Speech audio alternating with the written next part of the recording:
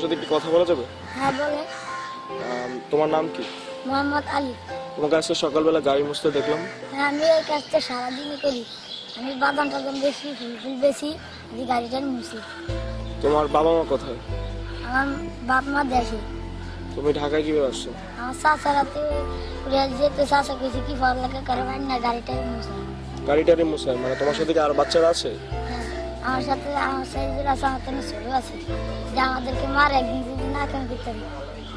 একদিন না কামাই করতে পারবে মারে, মানে মারার কোনো দাগ আছে তোমার? হ্যাঁ এই যে। এগুলো কি লোহার চেক? হ্যাঁ আচ্ছা ঠিক আছে।